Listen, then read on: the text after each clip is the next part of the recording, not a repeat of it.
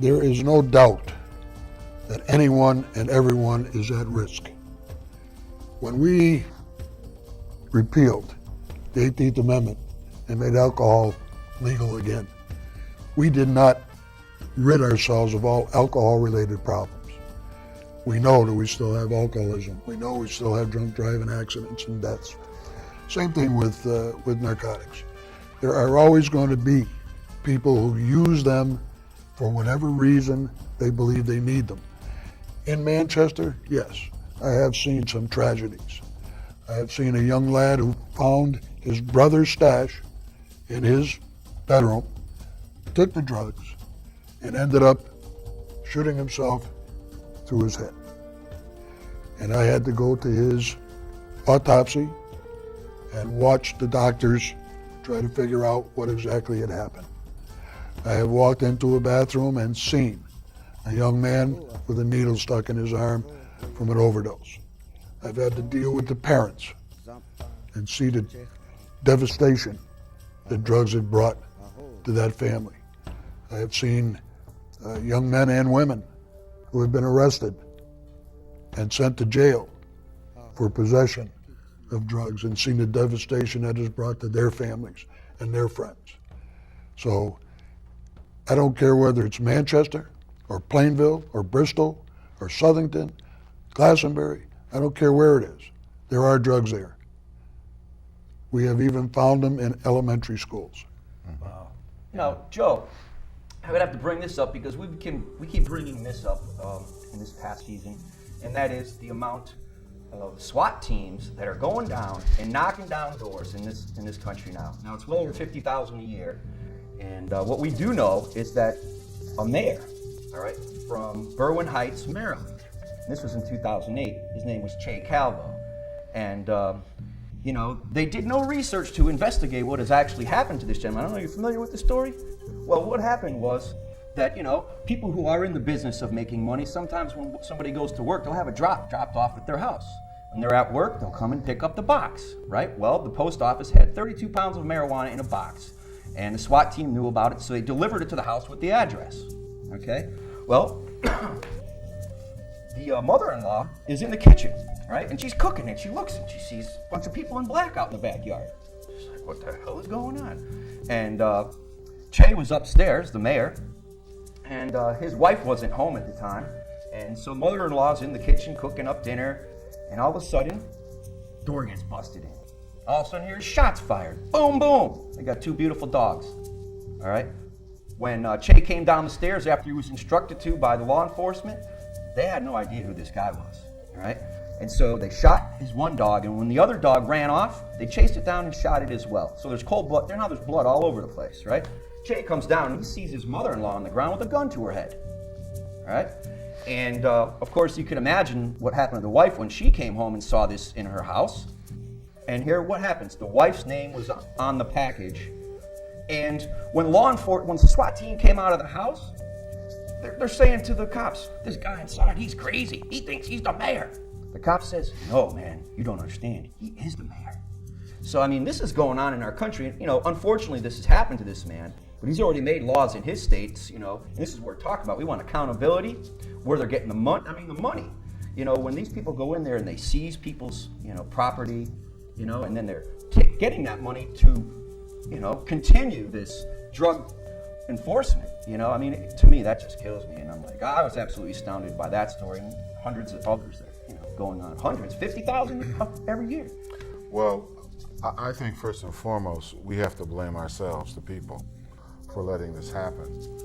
January 17th, 1971, Nixon declared the modern-day war on drugs. And ever since that day, most people have not gotten up in arms against the drug war. It led directly to the passing of Patriots Act 1 and 2, because we've got to be realistic here. When you start looking at the last 10 presidential elections, and you see that 42% up to 54% of the registered voters voted, not counting the tens of millions of people that have dropped out altogether, which says a lot. That sends a strong message to the federal Congress that says the people don't care. and we can do what we want to do, and that's exactly what they've done. See, now we're in the process of trying to unravel all that's been done with almost the 4 decades of the drug war, plus another century of drug prohibition. It's a monumental task. And when you talk about money, and you talk about how it's divvied up, just create a simple equation. On one side of the equation, you have the drug dealers and the drug cartels. In the middle of this equation, you have the laws governing the sale of illegal drugs. And on the other side of this equation, you have the multi-billion-dollar bureaucracies that have been set up to fight the drug war. If you change the laws in the middle here, both of these sides are going to lose. So it's going to be very difficult, first of all, to get the multi-billion-dollar bureaucracy that's fighting the drug war and the drug dealers and the drug cartels to stop, because both of them, if drugs are legalized, medicalized, and decriminalized, would lose money. And this is the capper. The DEA readily admits that they catch less than 10% of all of the drugs coming into this country. We spend at the local, state, and federal level $50 to $60 billion a year to confront this. Now, the question we should be asking is this: do you agree with a policy that has a 90% failure rate and spending $50 billion a year for that 90% failure rate? So we, the people, are the ones that are suffering, and we're going to continually suffer until we get to the ballot box and change it.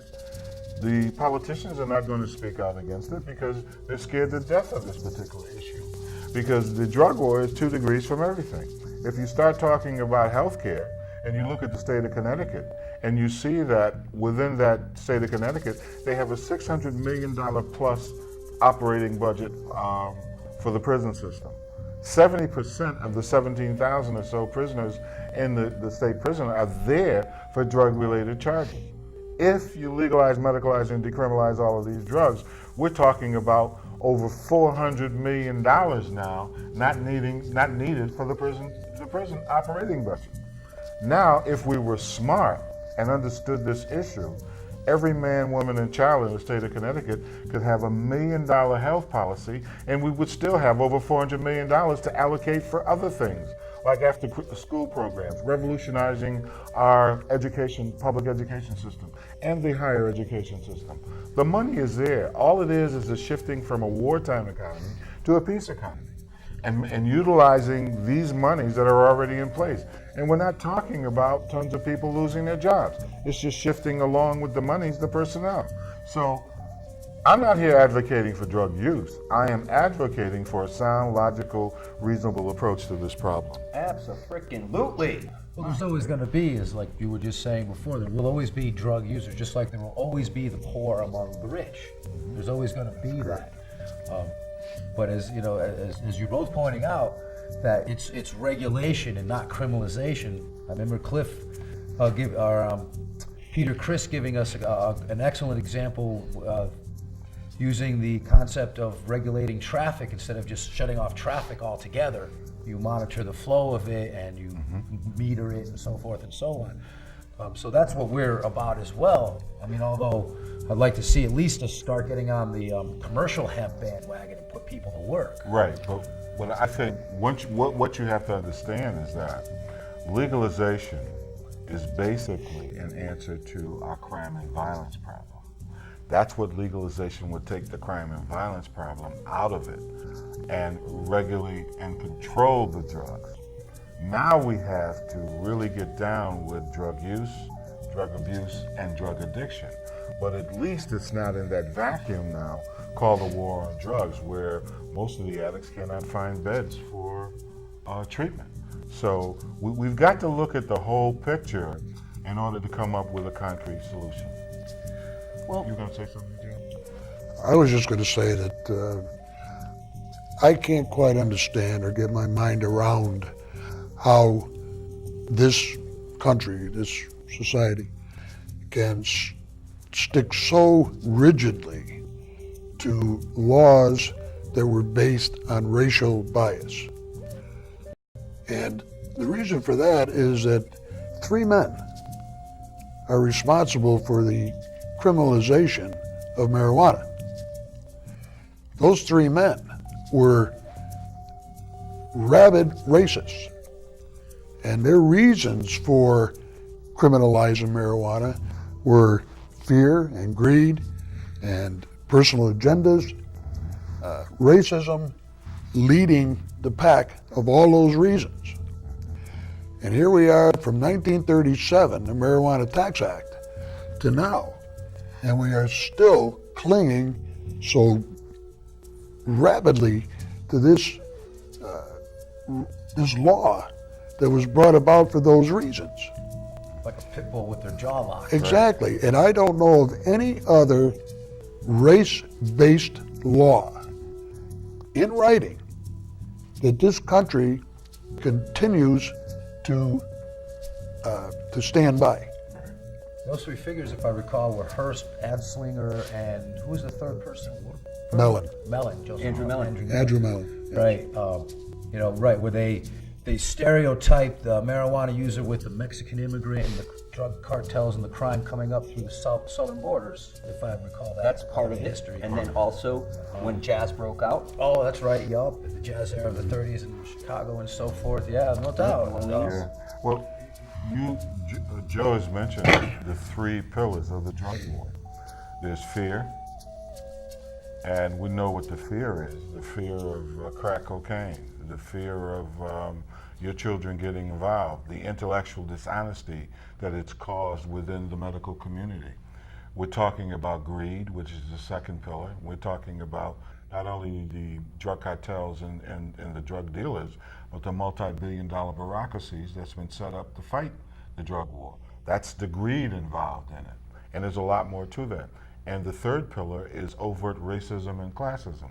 Those are the three pillars of the drug war: fear, greed, overt racism, and classism. And Joe mentioned all three of them that hold this together. Think of the greed is the driver. It's what keeps things rolling. The fear is for the public, so they would be so scared that they will give up their freedom for the sake of security, and we all know what that means. Irrational action. Right, but see, when you give up your freedom for the sake of security, you don't deserve any. And see, the race and the class is the glue and the stickum that keeps it together. Because if in fact whites were incarcerated per illegal drug use and sale, we just wouldn't be having this conversation. Instead of, say, 17,000 here in the state of Connecticut, we would have something like 40 or 50,000 within our prison system. And see, that's not going to happen. you know what I find interesting? Nixon took us off the gold standard, constitutional money, all right? Then calls a war on drugs. All right, before you know it, 1973, we got the DEA. And then what? Before you know it, what we're talking about is the criminal justice system, and the bureaucracy that it's created. So you're talking about now some of the strongest lobbying parties in this country, as Buzzy and I were talking about earlier today, are what? Prison systems and the prison unions. So, the incentive to keep people in there, I recently got busted out in South Dakota for a couple joints. And what happened to me was atrocious. They wanted to piss test me after 2 joints. They wanted to take blood from me. And they put me in prison in a clown costume, as far as I'm concerned. And I'm like, that's a waste of resources. And not only that, we only got a short time left here. So you know what, folks? Let me tell you something. You need to educate yourself and those around you. All right? So what? You don't have to tolerate those politicians out there, which you don't tolerate from your family and friends. Now you join us next week, and we're going to have members from L.E.A.P here once again, and that is me, Silly Willy, Buzzy, Zipwak, Mr. Joe Brooks, my good friend Cliff Thornton. Wish we had time to give the last words, but we're going to have to take you up next week. We're out of time. So, peace out, people. Fire! Fire! Oh! I don't want fire makers anymore! This is a test of the emergency bong hit system. The bong hitters in your area, in voluntary defiance of federal, state, and local authorities, have developed this system to keep you informed in the event of a bong hit emergency. If this had been an actual emergency, the attention signal you just heard would have been followed by official supply information, police scanner news, and emergency bong hitting instructions. This concludes this test of the emergency bong hit system. Quit playing games with God! Wake up, America.